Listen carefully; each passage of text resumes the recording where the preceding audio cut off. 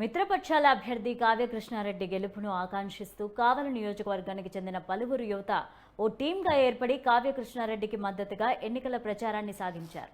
కావలి పట్టణంలోని పలు ప్రాంతాల్లో ఎన్నికల ప్రచారాన్ని నిర్వహించిన వారు ప్రతి ఇంటికి తిరుగుతూ టీడీపీ ప్రభుత్వ పాలనకు, వైసీపీ ప్రభుత్వ పాలనకు మధ్య వ్యత్యాసాలను తెలియజేశారు. రానున్న ఎన్నికల్లో తెలుగుదేశం పార్టీ ప్రభుత్వం అధికారం చేపడితే యువతకు భవిష్యత్ అని ఆయా ప్రాంతాల్లో యువతను చైతన్యపరిచారు.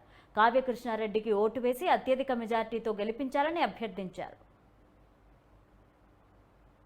మీరు ఖచ్చితంగా ఓటేసి గెలిపిస్తే మన కావాలో ఉండే అన్యాయాలు అక్రమాలు అన్నీ పోతాయి. మీ పిల్లల భవిష్యత్తు బాగుంటుంది. ఇక్కడ ఇండస్ట్రియల్ ఏరియా వస్తుంది, ఇండస్ట్రియల్ పడతాయి. ఎక్కడో మీ పిల్లలు దూరంగా ఉద్యోగాలు చేసుకోకుండా ఇక్కడ దగ్గరలో ఉద్యోగాలు చేసుకోవడం. ఈరోజు కావల్లో జరుగుతున్న అన్యాయాల అక్రమాలు మీకు తెలియదేం కాదు. కావల్లో జరుగుతున్న గంజాయి మత్తు పదార్థాలు బానిసలైపోయి మాలాంటి యువకుల్లో చాలామంది కావల్లో దోపిడీలు అన్యాయాల అక్రమాలు చేస్తున్నారు. వీటన్నిటికీ ఊతం ఇస్తూ కావల్లో అధికార వ్యవస్థ నిద్రపోతూ ఉంది. ఇవన్నీ పోయి మన పిల్లలు మనం భవిష్యత్తులో బాగుండాలన్నా, మన ప్రాంతం అభివృద్ధి చెందాలన్నా కావల్లో ఉండే ఏకైక నాయకుడు వీటిలన్నింటిని రూపుమాలే వ్యక్తి ఒక్క కావ్యకృష్ణారెడ్డి గారనే మా నమ్మకం.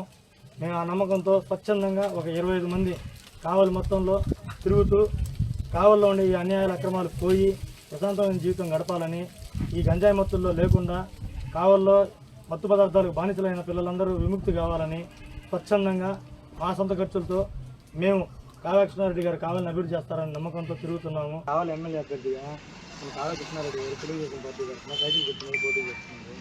మీరు ఓటేదిగా గెలిపిస్తే ఈ రోడ్లు, కుళాయిలు అన్నీ వస్తాయి. మీ పిల్లల భవిష్యత్తు కూడా బాగుంటుంది. ఈ అన్యాయాల అక్రమాలు ఏముండవు. ప్రశాంతమైన జీవితం గడపచ్చండి. ఖచ్చితంగా ఓటేది గెలిపించేది కాక మీలాంటి అవ్వలు నలుగురు చెప్పి పిల్లలకు చెప్పి ఓటేపించండి. కావాలి ప్రజలకి, నియోజకవర్గంలో ఉండే ఓటర్ మహాశయులందరికీ నమస్కారం.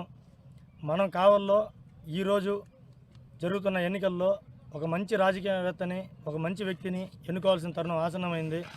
కావల్లో జరుగుతున్న అన్యాయాలు, అక్రమాలు, దౌర్జన్యాలు, గంజాయి మత్తు పదార్థాలు వీటన్నిటినీ రూపుమాపి మనం శాంతియుత వాతావరణంలో పూర్వ కావల్లో ఎలా అయితే ఉందో ప్రశాంతమైన జీవితం ఎలా గడిపేవాళ్ళమో అలానే గడపడానికి మనం ఈరోజు ఓటు అనే ఆయుధాన్ని ఎంచుకోవాల్సి వస్తుంది.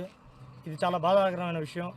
ఎందుకంటే కావలి ఎంత ప్రశాంతమైన వాతావరణమో, ఎంత ప్రశాంతంగా నిలయమో అందరికీ తెలిసిందే. వస్త్ర వ్యాపారంలో కానివ్వండి, కావలి కనకపట్నం అనే పేరుతో అందరికీ సుపరిచితమే కావలి. అటువంటి కావలి నేడు ఈ గంజాయి మత్తుల్లోనూ ఏదైనా రోడ్డు కావాలని ప్రశ్నించినా దాడులు, కాలువ కావాలని ప్రశ్నించినా దాడులు, ఇవి కనీస అవసరాలండి మానవుడికి. మనం మున్సిపాలిటీ పరిధిలో బతుకుతున్నామంటే రోడ్లు, కాలువలు, కుళాయిలు, స్ట్రీట్ లైట్స్ ఇవన్నీ మనకు కావాల్సిందే. పారిశుద్ధ్యం ఇవన్నీ జరగాల్సిందే.